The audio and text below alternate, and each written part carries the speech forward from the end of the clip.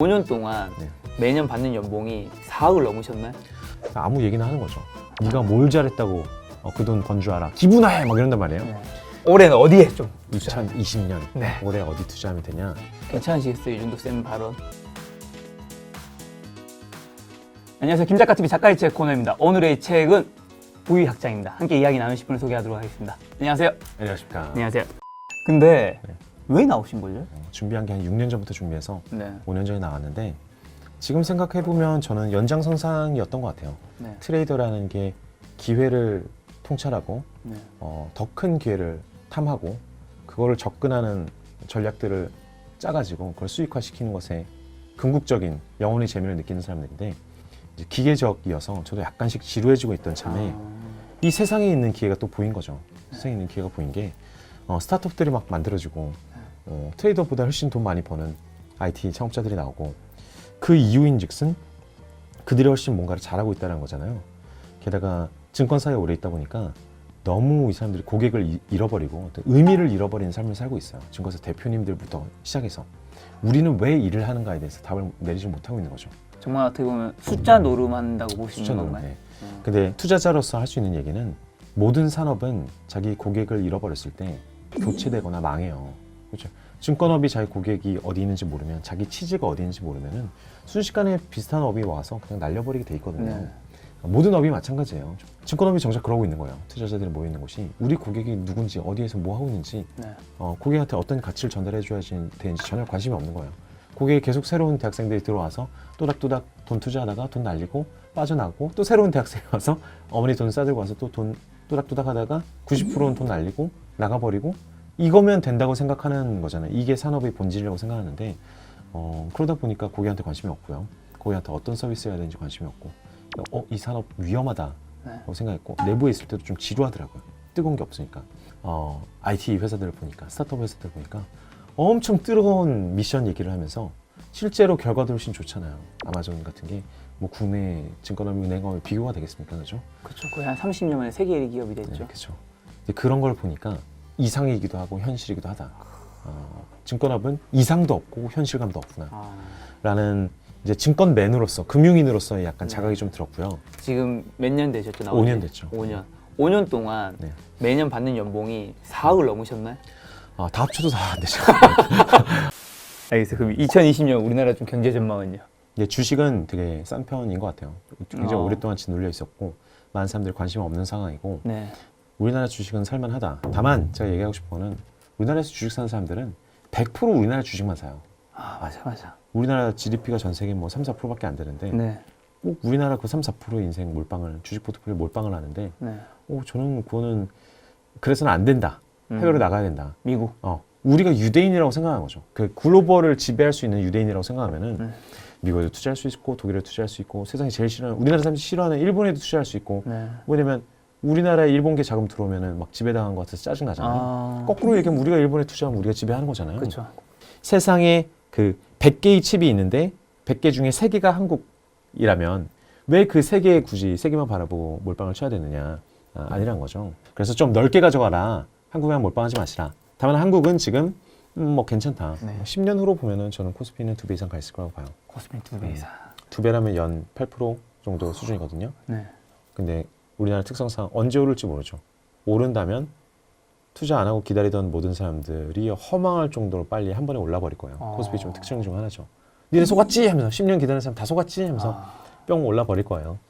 그게 언제지 정확히 알 수 없으니까 10년이라는 여유가 있는 분들은 투자할 만하다. 6개월밖에 없으신 분은 코스피에 투자하지 마세요. 올해는 어디에 좀 2020년 올해 어디 투자하면 되냐? 제 답은 이래요. 그거는 올해가 365일 있는데 그중에 하루, 오늘의 예측할 일이 아니라 365일 동안 봐가면서 대응을 하는 게임이다.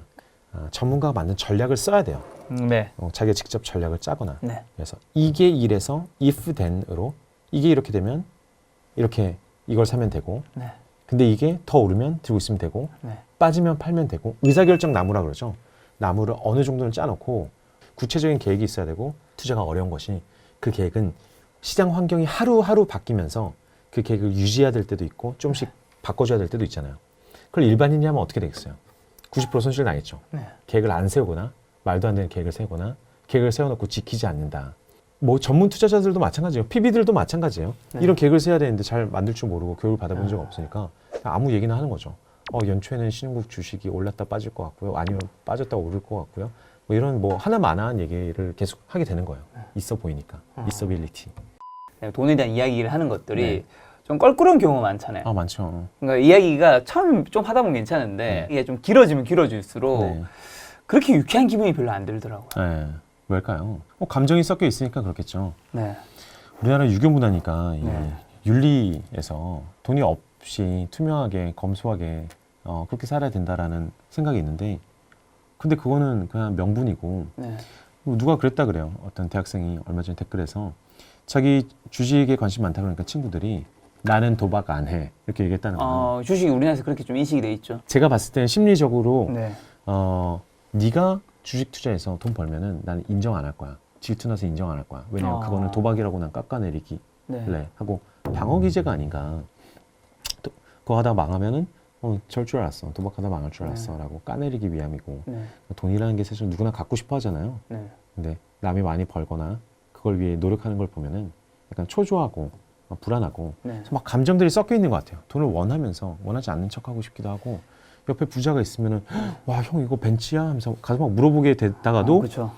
친구가 나 돈 많이 벌래 그러면 야 정신 차려 사람이 말이야 책 읽고 그런 게 더 중요하지 그러니까 오락가락 하는 거예요 사람이 네. 지금 그러다 보니까 자기 돈에 대한 자세에 솔직하지 않다 보니까 돈에 대해서 솔직하지 않은 것도 있는데 돈을 너무 추구하는 사람을 네. 그렇게 좋아하진 않잖아요.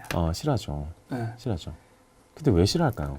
그러니까 예를 들면 이런 거죠. 누가 자기가 회사 일을 정말 열심히 하거나 누가 어떻게 글을 정말 열심히 써서 그 책이 잘 되거나 그게 인정을 받았을 때는 우리가 정말 박수를 많이 쳐줄 거란 말이죠. 맞아요. 근데 누가 비트코인을 해서 네. 100억을 벌었어요. 네.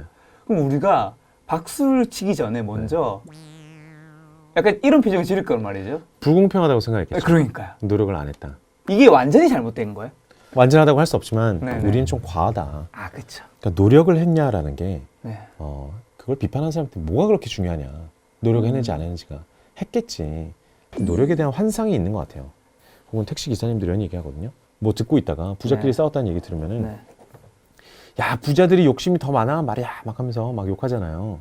근데 나는 한 시간 시급 뭐 8,000원, 10,000원 벌면서 일하고 있는데 이게 노동이지 말이야 라고 얘기하고 싶은 거예요. 이게 페어하다. 왜 니네는 시급 3만 원, 5만 원 받아도 되냐.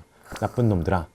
라고 얘기하는 마음가짐과 네. 투자 정보를 얻으려고 하면서 네. 누구나 자기 노력보다 더 벌고 싶은 그러니까 효율성을 높이고 싶은 욕망이 있으면서도 네. 자기보다 많이 버는 사람한테는 딴지를 걸고 싶은 거죠. 아이돌 가수한테는 야 쟤는 노력해서 100억 벌만해. 네. 100억 벌어갖고 막 1억짜리 차 타고 이러면은 야 멋있다 간지다 이래놓고 기업가가 100억짜리 집 사면은 젊은 놈이 저거는 네가 뭘 잘했다고 그 돈 번 줄 알아 기분나해 막 이런단 말이에요. 네. 그러니까 굉장히 평가가 노력에 대한 어떤 윤리성이 다른 거죠. 그렇죠. 방금 말씀하신 게 사실 책에서 그런 문장이 있더라고요. 네. 지금 당신이 흘리는 땀은 자본주의가 원하는 노력이 아니다. 시급제 노동이라는 게 네. 되게 환상이에요. 이미 끝났어요. 근데 아직 사람들의 마음속에는 뇌리있죠. 이 시급제라는 게 뭐냐면은 네. 울산이나 공장에 가면은 컨베이어 벨트가 있잖아요. 네. 컨베이어 벨트 흘러나오고 있어요. 그게는 이제 자본과 기술이 쫙 들어있고 그렇죠. 사람을 뽑으면 거기 서서 1시간에 5분 화장실 타임을 제외하고는 컨베이어 벨트에서 오는 걸 다 막아야 돼요. 몸으로. 그렇죠. 일을 해야죠. 네. 그 사람 55분을 1시간 55분을 자기 인생을 파는 거예요. 맞아. 자기가 하나 누가 하나 네. 55분 내내 아무 생각도 못하고 그것만 해야 되는 거예요. 시간을 파는 거죠. 그게 노동이던 시절이 있었어요. 그게 인류의 90% 이상이 그렇게 시간을 팔던 시절이 있었어요. 네. 근데 지금은 어떤가요? 그렇지 않잖아요. 노동이라는 게 1시간 일하고 단위별로 내가 쪼개서 팔기가 점점 어려워지잖아요. 네. 근데 많은 사람들이 그냥 시간을 많이 투입하고 열심히 일한다라는 것을 시간을 많이 쓴다. 그 시간을 꽉꽉 채워서 판다로 얘기하고 있는데 아니에요. 어떤 사람은 3시간 놀다가 1시간 만에 야 이건 괜찮다 해서 콘텐츠로 찍어서 만들었는데 유튜브에서 300만 뷰가 나오고 돈이 몇백만이 나와요. 그것도 노동이잖아요. 그죠? 한마디로 단순히 이제 시간만으로 돈을 버는 시대는 좀 바뀌었다. 점점 더 빠른 속도로 바뀌어 가고 있고 자본주의가 원하는 것은 뭐냐? 네. 제가 느껴보니까 자본주의라는 시스템이 유지되기 위해서는 네. 자본가, 기업가, 노동자 이런 사람들 있잖아요. 네. 소비자 이런 사람들 있잖아요. 네. 가장 중요한 건 기업가예요. 자본주의는 기업가들이 자기 리스크를 짊어지고 날뛰면서 계속 새로운 걸 내놓고 계속 경제를 굴려야 돼요. 네.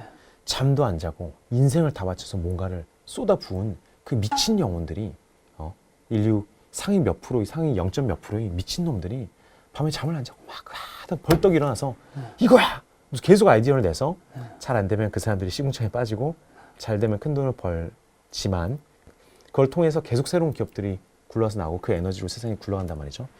자본주의에서는 기업가를 가장 중시 여기고 기업가에게는 미친 듯이 대출을 해줘요. 대출이라는 자원을 쏴주는 거죠. 그죠? 자본주의에서 노동자라는 것은 안타깝게도 굉장히 의미 없는 존재예요. 소비자로서밖에 존재의 의의가 없어요. 괜찮으시겠어요? 이 정도 센 발언? 그러니까 왜요? 자본주의 시스템이 그렇다는 거죠. 자본주의 시스템에서는 거기서 노동자는 메인이 되긴 힘들다. 시스템 안에서는. 그렇죠. 그 노동자가 대다수인데 노동이라는 일 자체가 네. 시간을 파는 행위 자체가 어딘가로 가기 위한 과정이라고 저는 생각하거든요. 자본가나 기업가로 가기 위한 과정 혹은 거기서 실패했던 걸 다시 갚기 위한 과정, 뭔가를 배우기 위한 과정이 이 단계를 거쳐서 이제 네. 어떻게 보면 대표님이 트레이더라는 과정을 거쳐서 여기 온 것처럼. 네.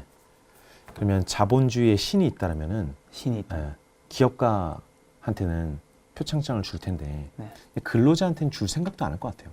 니네는 언제든 대체도 가능하고 그러게 누가 근로자로 살래? 그러니까 뭐 세금이나 좀 할인해주고 그렇지만 그런 대체품으로 생각할 수밖에 없다는 거죠. 왜냐면 자본국을 굴리는 게 근본적인 엔진이 기업가니까. 그 근로자는 그 직장인이잖아요. 직장인이죠. 대표님 회사에도 직장인들 있지 않나요? 저희도 다 직장인이죠. 저도 네. 직장인이에요. 그럼 그분들도 그런 건가요? 그러니까 자본주의 시스템에서는 네네. 제가 이제 저희 팀원이 20명인데 누가 와서 대표님 저는 평생 근로자로 살 거예요 라고 하면은 절대 살지 말라고 할 거예요. 지금 어떠어떠한 사정으로 자기 열정을 불태우기 위해서건 뭐가 됐건 자기를 위해서 근로를 하고 있고 배우고 열정을 쏟아내고 있는 건 사실이지만 여러분들은 무조건 기업가가 되셔라. 최소한 투자자는 되셔라.